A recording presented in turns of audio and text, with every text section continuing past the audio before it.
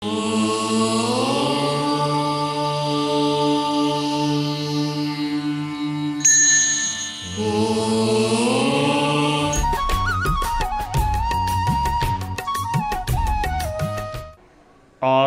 वाङ्मय में कहा गया है, रागो ये दोषो वियकम बीयम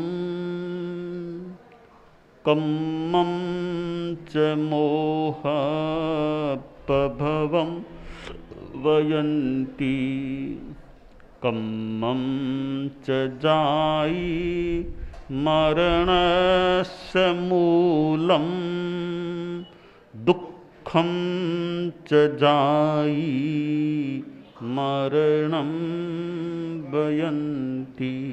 आश्रय। हमारी आत्मा संसार में परिभ्रमण कर रही है और संसार में परिभ्रमण का कारण है कर्म। आत्मा के कर्म बंधे हुए हैं, उनका उदय भी होता है और कर्मों के कारण से आत्मा संसार में भ्रमण करती है। ये कर्म बंधते क्यों हैं? कर्म का बीज क्या है? शास्त्रकार ने बताया, राग और द्वेष यह कर्म का बीज है। राग के कारण आदमी पाप करता है या द्वेष के कारण आदमी पाप करता है और पाप से फिर वो कर्मों का बंध होता है। इसलिए कर्म का बीज हो गया राग और द्वेष। राग और द्वेष है कर्म के कारण, और कर्म वैसे मोह से पैदा होने वाला है। राग और द्वेष अपने आप में मोह हैं। मोह राजा के दो ये सेनापति कह दें, राग और द्वेष। हमारे जितने भी पाप कर्मों का बंध होता है, सारे पाप कर्मों का जिम्मेवार है तो मोह है, मोहनीय कर्म। मोह के ही दो सेनापति, राग और द्वेष। और यह कर्म ही जन्म मृत्यु का कारण है। और जन्म मृत्यु को दुख कहा गया। जन्म और मृत्यु अपने आप में दुख हैं। जन्म है, मृत्यु है, जीवन है, जन्म है, जीवन है, मृत्यु है। यह सारा दुख है तो जीवन में है, जन्म से है, मृत्यु से है। इसलिए जन्म मरण अपने आप में दुख हैं।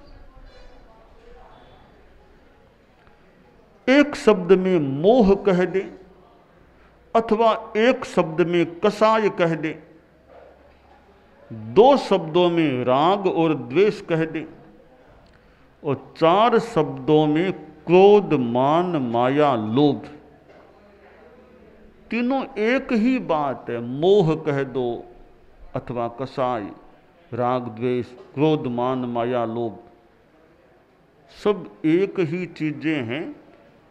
विवक्षा भेदात अलग अलग शब्दों में इन्हें बताया जा सकता है और समझ को विकसित करने के लिए अलग अलग शब्दों को, वर्गीकरणों को काम में लिया जा सकता है। एक शब्द से पूरा समझना मुश्किल हो जाए तो दो शब्दों को काम लो। दो में भी पूरा समझ में न आए तो चार शब्दों को काम ले लो। तो मूल बात समझ में आनी चाहिए। हम यानी मनुष्य कभी राग में चला जाता है, कभी द्वेष में चला जाता है। अनुकूल स्थिति आती है तो राग भाव, प्रतिकूल स्थिति आती है तो द्वेष भाव, अप्रियता का भाव, प्रियता का भाव, या प्रियता अप्रियता का भाव राग और द्वेष का भाव है।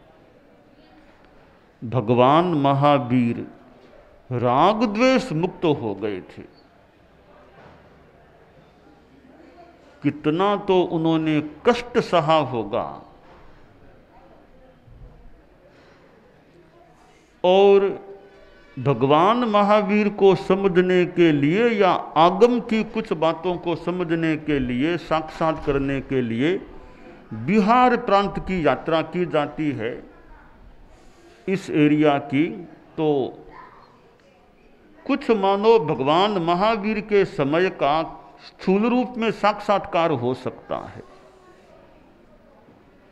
भगवान महावीर ने मत्सर दंश मत्सक परिसह सहा होगा, तो बिहार में यात्रा करने से वो कुछ, हाँ, कैसे दंश मत्सक बड़े बड़े मच्छर होते हैं, तो भगवान महावीर के जीवन को जो आगम में कुछ बातें मिलती हैं, उनका साक्षात्कार बिहार या इसके आसपास के क्षेत्रों में घूमने से संभवतः हो सकता है। आम्रवन की बात, यहां इधर आम्रवन भी देखने को मिल जाते हैं। तो भगवान महावीर ने लगभग 12.5 वर्षों तक साधना की और राग द्वेष पर विजय पाली, वीतराग बन गए। साधना का मूल तत्व है वीतरागता की प्राप्ति की दिशा में आगे बढ़ना, वीतराग बन जाना। फिर आगे सिद्धत्व की बात है, मुख्य बात है वीतराग बन जाना। यह हमारी दुर्बलता की कह दे, अनुकूल स्थिति में हम रक्त हो जाते हैं, प्रतिकूल स्थिति में दुष्ट हो जाते हैं। राग और रोष, राग और द्वेष के भाव आते रहते हैं। एक महात्मा जी थे, छोटी अवस्था में, नाबालिग अवस्था में साधु बन गए थे। जंगल में आश्रम था उनके गुरुजी का, वहाँ रहते थे। कुछ समय बाद गुरुजी का देहावसान हो गया तो वह साधु अकेला रह गया। गुरु तो थे नहीं जो संभालने वाले थे। एक दिन उस साधु महात्मा के मन में आया कि क्या है इस सन्यास में, क्या मिला मुझे सन्यास लेने से। बचपन में सन्यास ले लिया, संसार के भोगों से वंचित हो गया, मैं तो ठगा गया। ये बेकार की बातें हैं, आत्मा परमात्मा राम कुछ नहीं। मुझे इतने वर्ष हो गए, कुछ भी नहीं दिखा, न आत्मा दिखी न परमात्मा दिखा, कहाँ मैं आ गया। खैर, अभी भी तो जीवन बहुत अवशेष होगा, अभी तो नव युवावस्था में हूँ। घर चला जाऊं सन्यास को छोड़ करके और संसार के भोग सुख भोगूं। आदमी का मन है, मन में कब कौन सा विचार आ जाए और मन कब कमजोर बन जाए। मन एव मनुष्याणाम कारणम बंध मोक्षयोः बंधाय विषयासक्तम मुक्तै निर्विषयम स्मृतम। यह मन ही मनुष्यों का बंधन का कारण भी बनता है और मोक्ष का कारण भी बन जाता है। विषयासक्त मन बंध का कारण और विषय विमुक्त मन मुक्ति का हेतु बन जाता है। तो संत का मन अन्य विचारधारा में चला गया और घर जाने का मानसिक निश्चय कर लिया। आश्रम से चला अपने गांव की ओर। गांव की सीमा शुरू हो गई। सीमा के अंदर घुसा। एक दुकान दिखाई दी। दुकान में जो दुकानदार था वो उस संत का बचपन का मित्र था। सोचा मित्र से मिलता हुआ आगे बढ़ूंगा। दुकान में चढ़ा। मित्र ने भी स्वागत किया कि बहुत वर्षों बाद आज मिलना हुआ है, आओ आओ बैठो। उसको बिठाया, कुछ बातें चली। फिर उस संत ने दुकानदार से पूछा, अरे इतने पिंपे पड़े हैं तुम्हारी दुकान में, इन पिंपों में क्या रखा हुआ है? दुकानदार ने बड़े आत्मीय और स्नेह भाव से कहा, भैया देखो इसमें तो मिर्च है, इसमें हल्दी है, इसमें जीरो है, इसमें इलायची है, इसमें लवंग है, इसमें सौंफ है, इसमें नमक है, इसमें धनिया है। क्यों अनेक जो द्रव्य थे, उन द्रव्यों के नाम से उन पिंपों का परिचय वो देता जा रहा था। परिचय देते देते वो बंद हो गया, विराम को प्राप्त हो गया दुकानदार।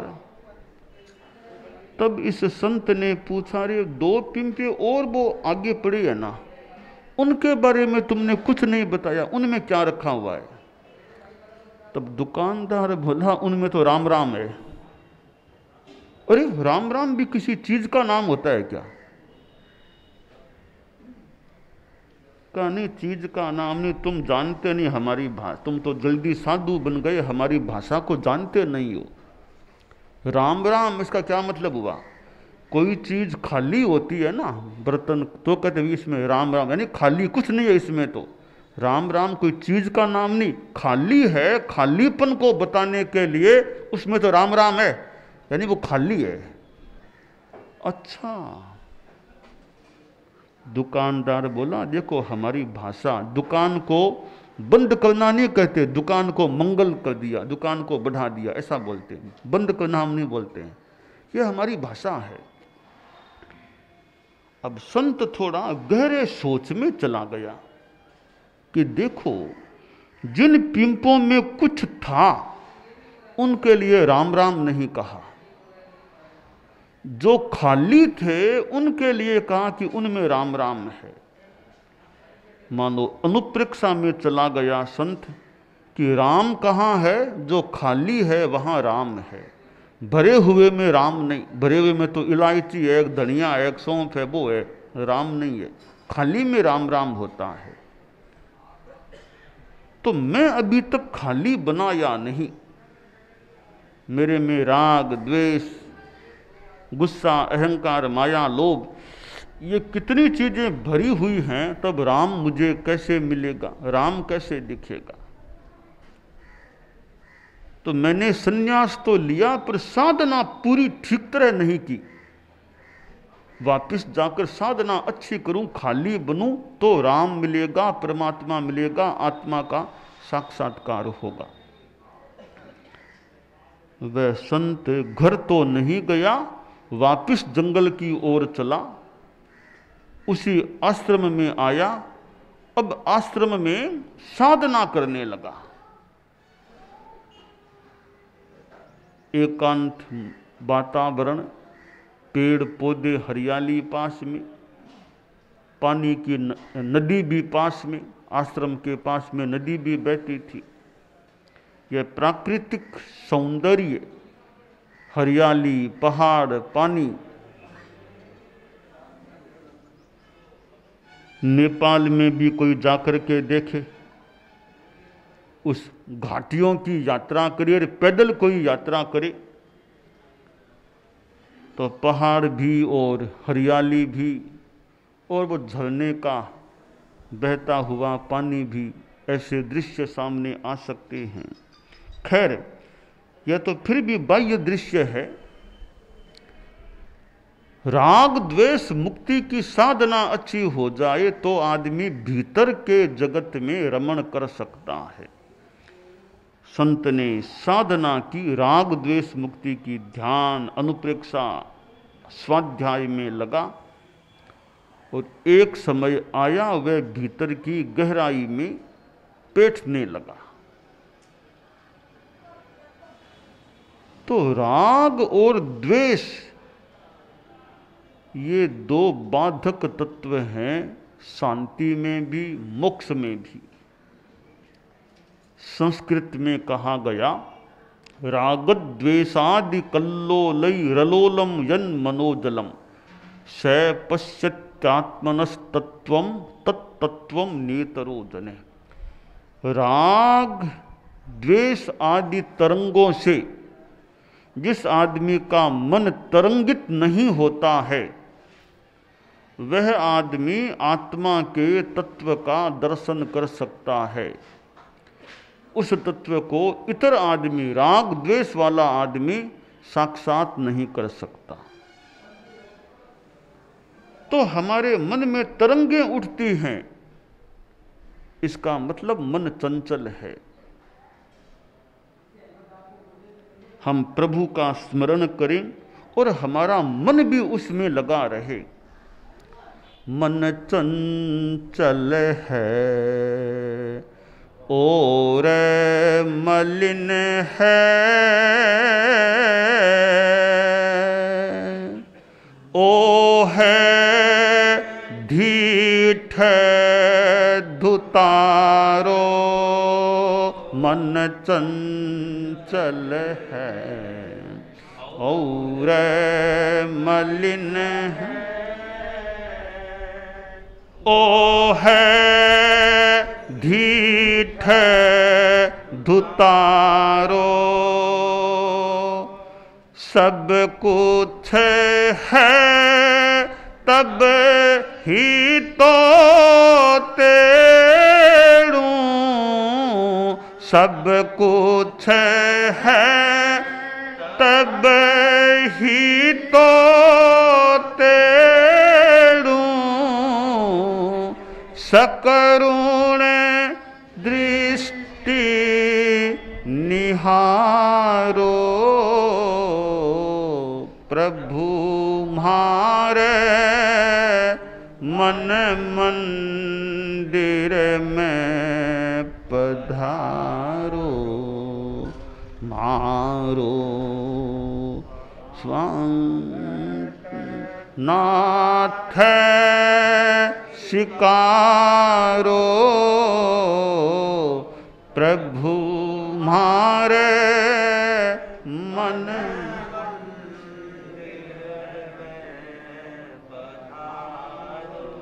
करूं पूजन प्राण पियारो,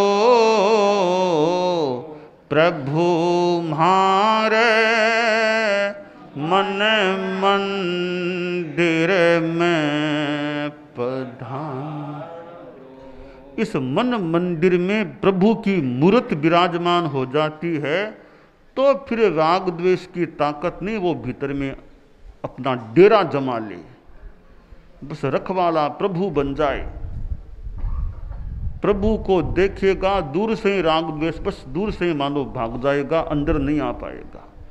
इसलिए हम दिन रात में कुछ समय साधना में लगाएं, प्रभु का स्मरण करें, बीतराग प्रभु का स्मरण करें, नवकार मंत्र जैसे मंत्र का स्मरण करें, ध्यान की गहराई में जाएं, तो हम राग द्वेष के संस्कारों से मुक्त होने की दिशा में आगे बढ़ सकते हैं।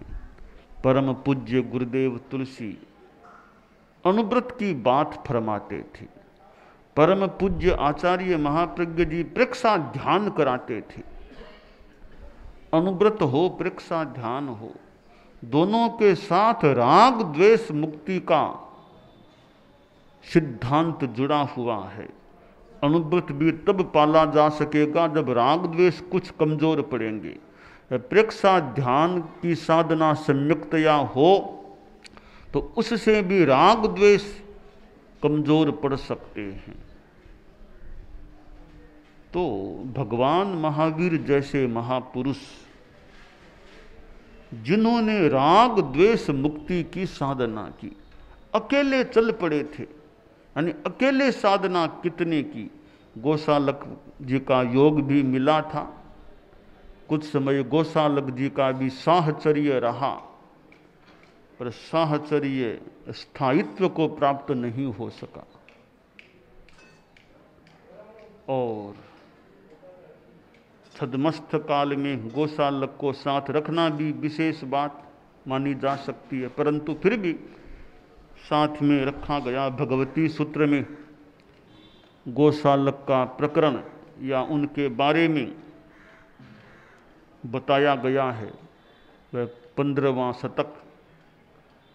और भगवती का 15वां शतक का स्वाध्याय भी थोड़ा सा खतरनाक हो सकता है। इसलिए भगवती सूत्र का 15वां शतक कोई अध्ययन करे, उसका पढ़े, तो थोड़ा खतरनाक हो सकता है। तो साथ में सुरक्षा की व्यवस्था चाहिए, सुरक्षा की व्यवस्था साथ में रखनी चाहिए। भगवती सूत्र का 15वां शतक कोई पढ़े तो उस 15वें शतक में कुछ विस्तृत वर्णन गोसालक के बारे में प्राप्त होता है। और हम तो गोसालक के प्रति भी द्वेष तो करना ही नहीं चाहिए। द्वेष तो शत्रु से भी नहीं करना चाहिए। साधना कहती है शत्रु से भी द्वेष मत करो, शत्रु के प्रति भी अमंगल इच्छा मत करो, सबके प्रति मंगल कामना रखो, शत्रु का भी मंगल हो। और जिनके मन में शत्रु के प्रति भी मंगल कामना रहे, मित्र के प्रति तो रहे ही रहे, पर शत्रु के प्रति भी अमंगल कामना नहीं, मंगल कामना रहे, तो हम राग द्वेष मुक्ति की दिशा में आगे बढ़ने का प्रयत्न करें, यह अभिलषणीय है।